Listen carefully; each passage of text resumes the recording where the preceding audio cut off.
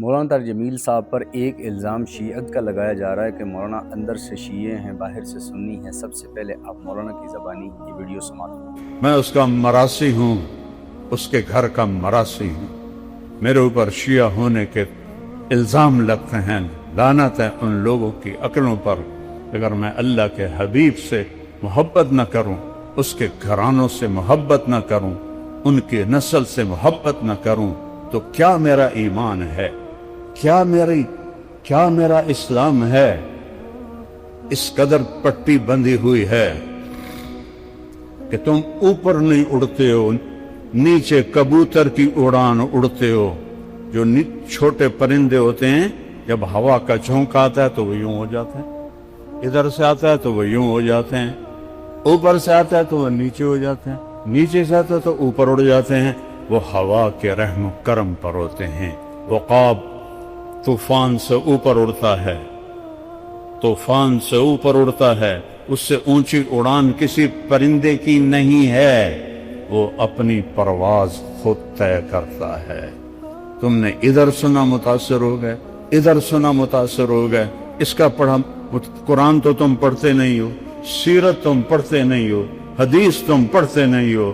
یہ اکابر میرے سر پر اکابر، لیکن سب سے بڑے کبیر محمد مصطفیٰ صلی اللہ علیہ وسلم اور اس کا گھر اور اس کے صحابہ۔ دین تو وہ ہے،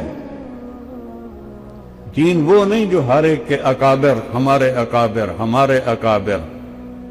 قابل احترام ہیں، قابل اتباع نہیں ہیں۔ قابل اتباع محمد مصطفیٰ صلی اللہ علیہ وسلم اور ان کے اصحاب، ان کے اہل البیت۔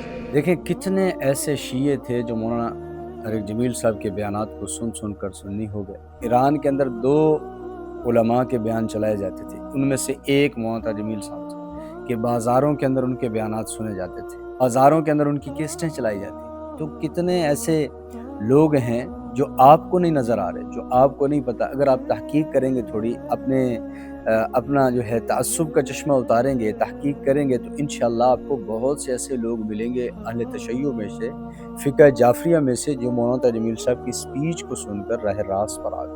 مولانا طارق جمیل صاحب کی گفتگو کو سن کر انہوں نے سنیت کو اپنا لیا۔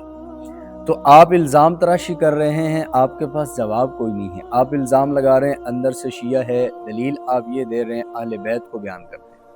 آپ الزام لگا رہے ہیں کہ گستاخ صحابہ ہیں، دلیل آپ یہ دے رہے ہیں کہ شیعوں سے ملتے ہیں۔ کیا مولانا طارق جمیل صاحب نے کبھی کسی نعوذ باللہ صحابی کو گالی دی ہے؟ کیا مولانا طارق جمیل صاحب نے کبھی کسی اہل بیت کی، جو اہل بیت ہمارے سروں کا تاج ہے، ان کی شان میں کوئی کمی کی ہے؟